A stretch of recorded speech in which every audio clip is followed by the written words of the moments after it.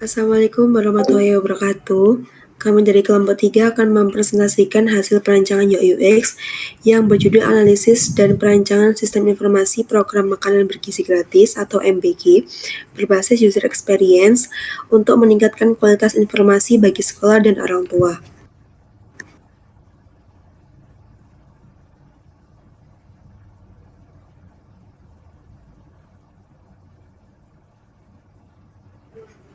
Untuk latar belakangnya sendiri yaitu, gizi merupakan salah satu faktor terpenting dalam tumbuh kembang anak.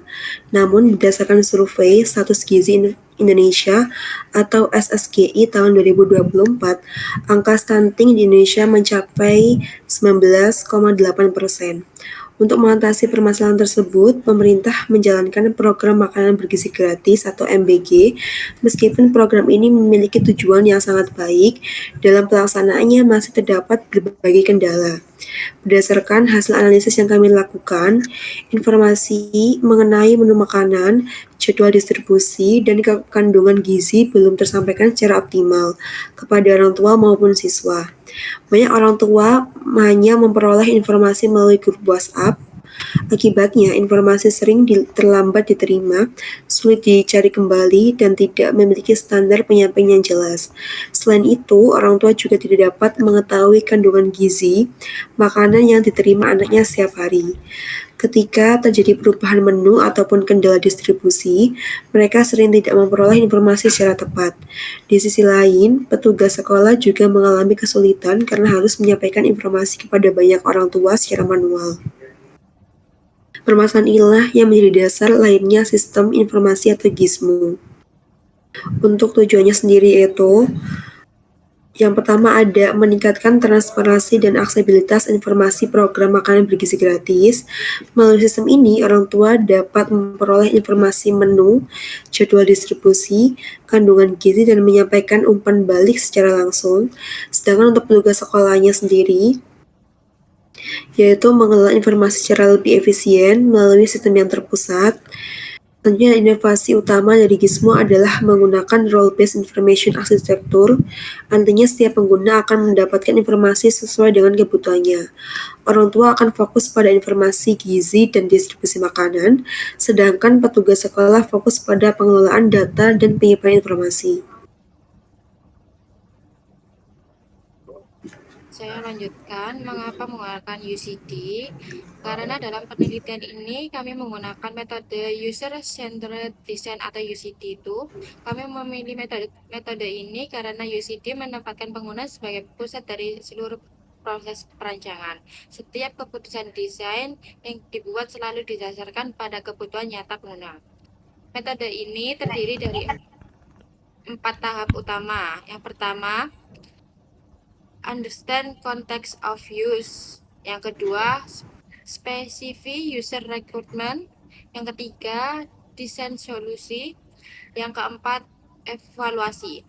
Dengan metode ini, kami dapat memastikan bahwa solusi yang dirancang benar-benar menjawab kebutuhan pengguna. Lalu, mengapa ada memahami pengguna? Pada tahap pertama, kami melakukan observasi dan analisis kebutuhan pengguna. Dari hasil penelitian ini ditemukan 2 kelompok pengguna utama, yaitu pengguna pertama, orang tua atau wali murid yang memiliki anak menerima program MBG. Yang kedua adalah petugas sekolah atau admin MBG yang bertanggung jawab mengelola data distribusi makanan. Kemudian kami membuat empathy map untuk memahami apa yang dipikirkan, dirasakan, dikatakan, dan dilakukan oleh pengguna. Hasilnya, itu menunjukkan bahwa orang tua merasa khawatir karena tidak memiliki akses informasi yang secara jelas mengenai makanan yang diterima anaknya. Sedangkan, petugas sekolah merasa kesulitan menyebarkan informasi secara cepat kepada seluruh orang tua. Lalu ada user persona.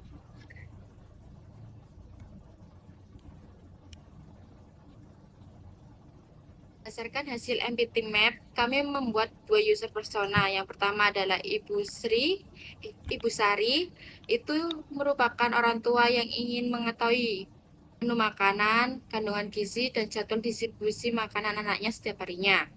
Nah, beliau ini membutuhkan sistem yang mudah digunakan karena tingkat literasi digital pengguna sangat beragam.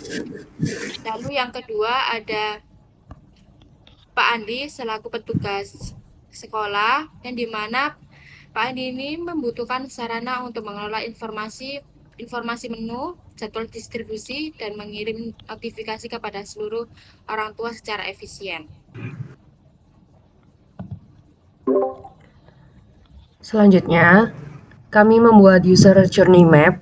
Tujuannya di user journey map ini itu untuk memetakan perjalanan pengguna ketika menghadapi permasalahan yang ada saat ini. Dari user journey map itu juga ditemukan beberapa pain point utama. Yang pertama, orang tua itu kesulitan menemukan informasi menu dan jadwal distribusi. Yang kedua, tidak ada konfirmasi setelah memberikan feedback sehingga pengguna tidak mengetahui apakah laporannya diterima. Yang ketiga, tidak tersedia notifikasi ketika terjadi perubahan menu. Dan yang terakhir, petugas sekolah masih harus menyebarkan informasi secara manual satu persatu. Dari pain point tersebut, kami itu bisa menemukan peluang solusi berupa navigasi yang lebih jelas, notifikasi real time, halaman konfirmasi feedback, dan sistem pengiriman informasi massal. Lalu berdasarkan kebutuhan pengguna, kami menentukan ruang lingkup sistem. Fitur utama yang dirancang itu meliputi ada beranda, menu harian, jadwal distribusi, pantau gizi, peta MBG, feedback, notifikasi real time, dan admin dashboard. Nah, fitur-fitur tersebut itu dipilih karena secara langsung menjawab pain point yang ditemukan pada tahap riset pengguna tadi. Lalu setelah kebutuhan pengguna teridentifikasi, kami menyusun information architecture dan sitemap. Prinsip yang kami gunakan itu ada hierarki, visibility, grouping, labeling, dan flexibility. Tujuannya itu agar seluruh informasi tersusun secara terstruktur dan mudah ditemukan pengguna. Nah, dengan struktur informasi yang baik, pengguna dapat mengakses fitur yang dibutuhkan tanpa mengalami kebingungan navigasi.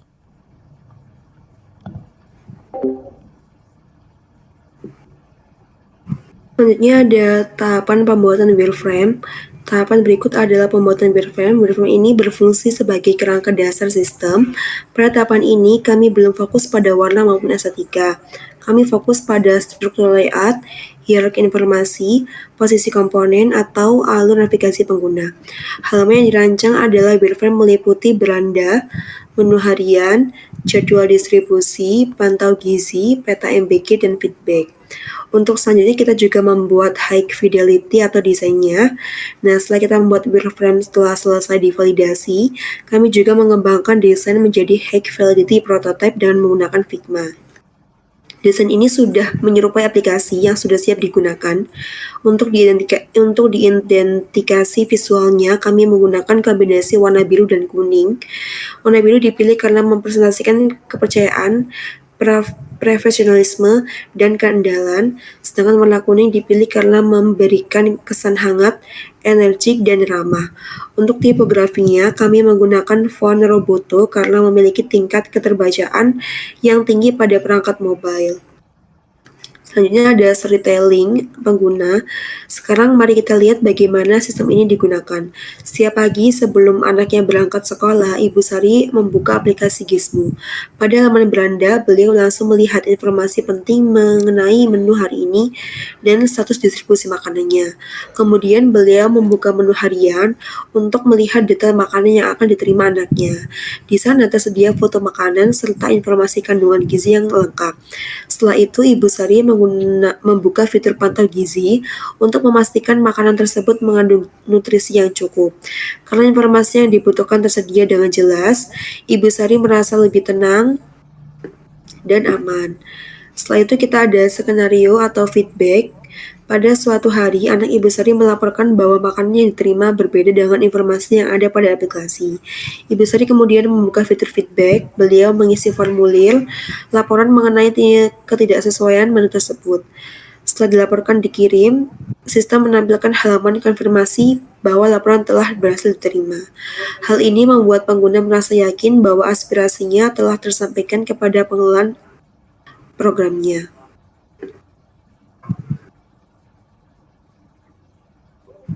Lanjut, di bagian skenario petugas sekolah, dari sisi petugas sekolah yaitu Pak Andi, ini tuh menerima informasi bahwa menu hari ini tuh harus diubah karena keterbatasan bahan baku.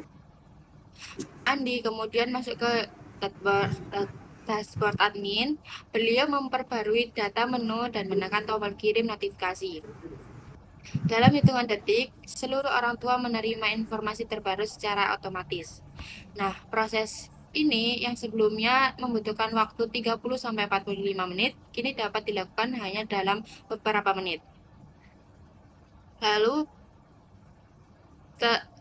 pengujian Maze, setelah desain selesai dibuat, kami melakukan pengujian menggunakan Maze testing.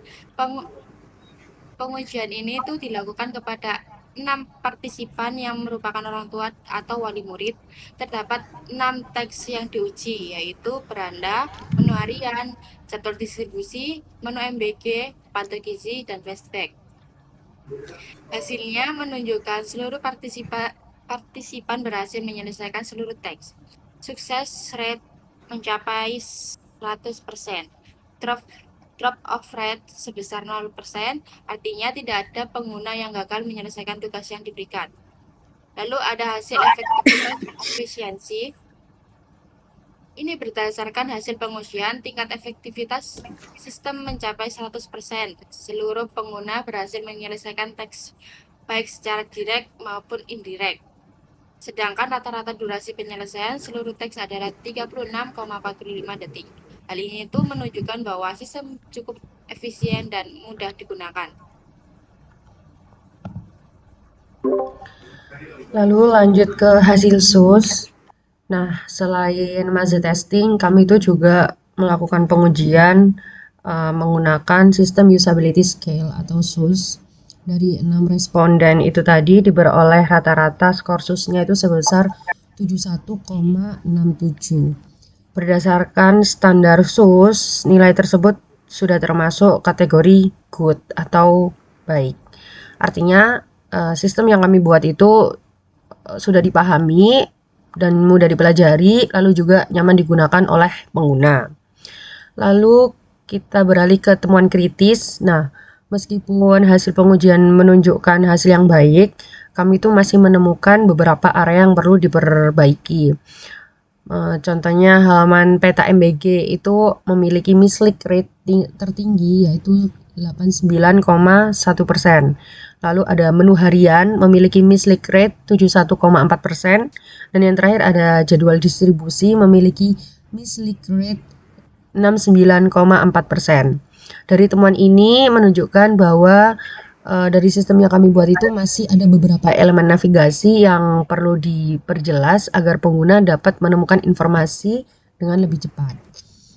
Lalu terakhir, kesimpulannya dari laporan dan sistem yang kami buat itu, seluruh proses yang telah kami lakukan, kami berhasil merancang sistem informasi Gizmo sebagai solusi digital untuk meningkatkan transparansi program makanan bergizi gratis atau MBG.